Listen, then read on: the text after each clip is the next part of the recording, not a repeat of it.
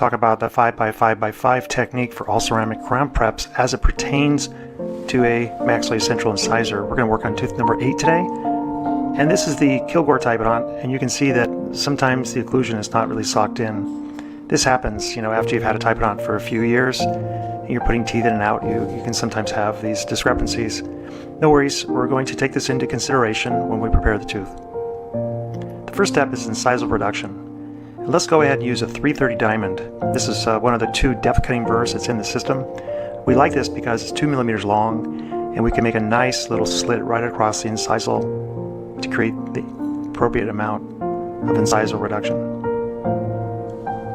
At this point, you're going to want to remove the tooth structure between the pages, and I like using the 6856 016. When you have a 6 in front of a diamond, it means that the grit on the diamond is 125 microns, so we consider that to be coarse. If it doesn't have a stripe on it, then it's 100 microns. And so we just remove the tooth structure that's between the little slits, leave a little flange here on the end, because we're going to remove that in a further step. So let's go to step 2, which is lingual clearance, and we're going to use the same burr. Why not? It's still in the handpiece. It's a great burr for this, and we're trying to get to 1.5 millimeters of lingual clearance when we look up at the tooth at an angle. So we want to look at it, like this, up at about a 30 or 40 degree angle. If you don't have an instrument to measure with, you can use the shank of a burr, which is 1.6 millimeters. Pretty cool trick.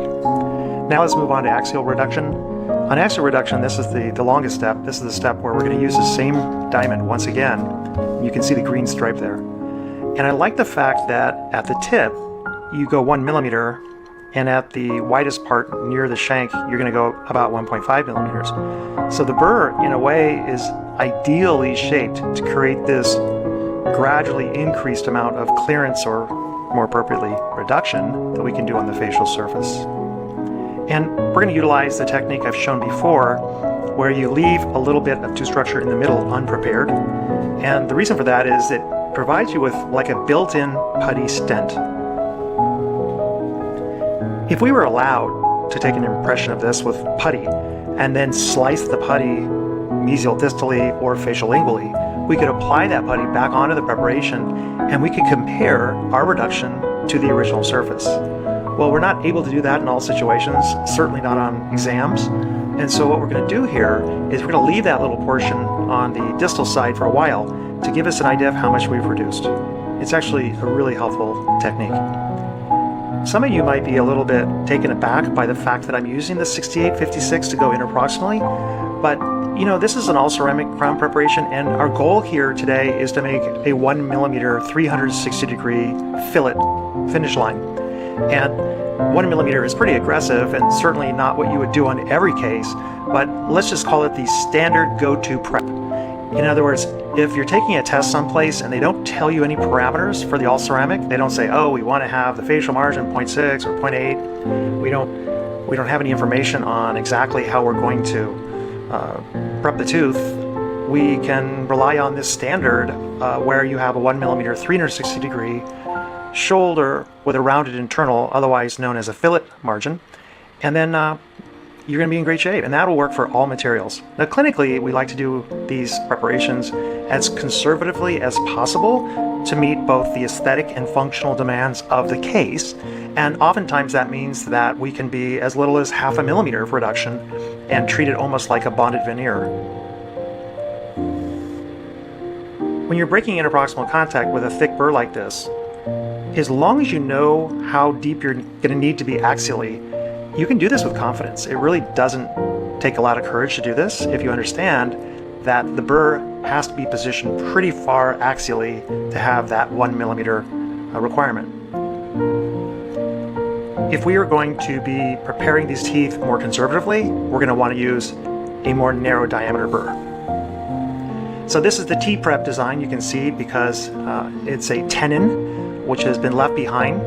This is a term that's used in furniture building, woodworking. A tenon is a protrusion out of a piece of lumber, for example, or wood, that will lock into a dovetail area or lock into a mortise. And this is what we call the T-prep. And you can see here that you can use that little stripe down the middle as a really good tool to see how much you've taken away and if you need to do any further reduction.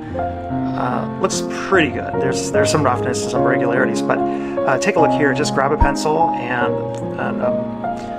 try to trace the outline there between the tenon and the facial surface, and you can see how it gets gradually wider in terms of reduction, increases in reduction as it goes from gingival to the incisal. It's kind of a cool technique to determine how much you've reduced without having to worry about putting a putty matrix back on the tooth. And then we just remove that tenon when we are convinced that we've reduced enough. And this isn't really hard to do. You just kind of work your way down. It seems to work better when you do it from top down rather than trying to remove it from the side or something like that. You make less mistakes. And at this point, I think we're in pretty good shape for the basic preparation on the facial, and we should turn our attention to the lingual axial.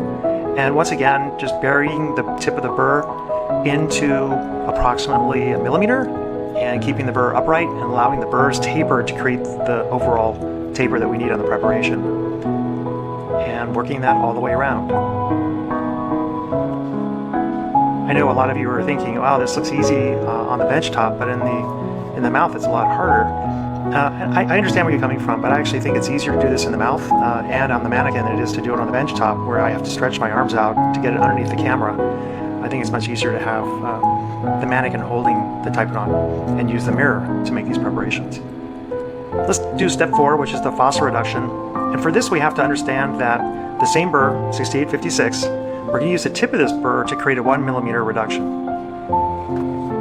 You can make it a little bit deeper near the cingulum area, but it definitely needs to be 1 millimeter. And you notice that I'm not touching that upper 2 millimeters of the lingual, because that is the lingual portion that was already reduced in step number 2. So let me show you here with a pencil. I'm going to outline the area that has already been reduced right here. So when you go to do your lingual fossa, don't touch this area with these 3 X's on it. Just leave that alone and make your reduction in the area gingival to that. And so for this, we like using the KS5 teardrop burr. It's really fast. And this technique really is a 5-minute prep. And I think that it's a 5-minute prep that is excellent for all ceramic, and it's going to make your laboratories very happy.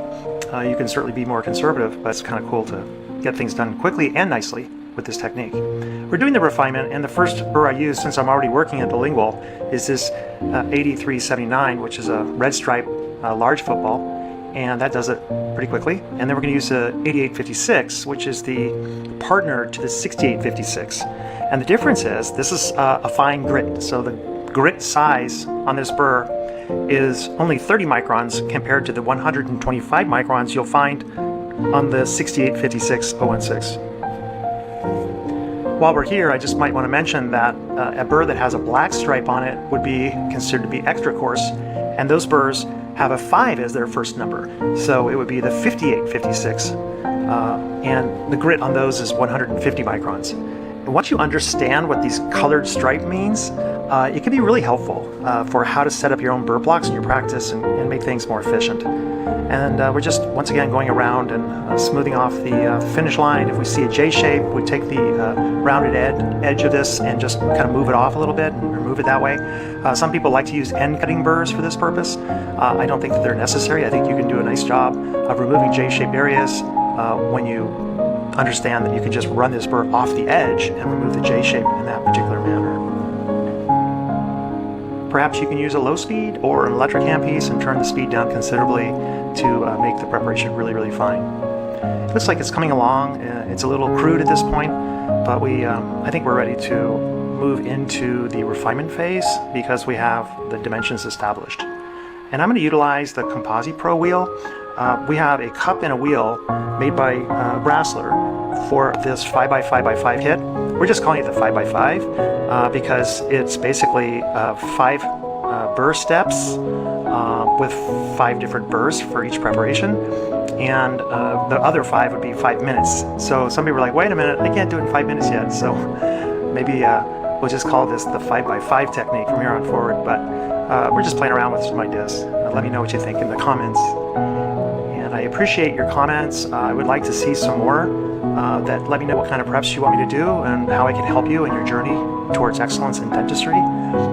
Let's take a look at this prep as it's finished here and take take a look at the clearance underneath, you can see that it's a lot more than it was originally, hopefully, and this 1.6 millimeter shank of a burr wiggles a little bit, so that makes sense, because we want to have about 1.5 clearance there, and we had some clearance to begin with. So it's been fun, pretty short time here together, but I hope you enjoyed this video, and let me know what you think, and I'll talk to y'all soon.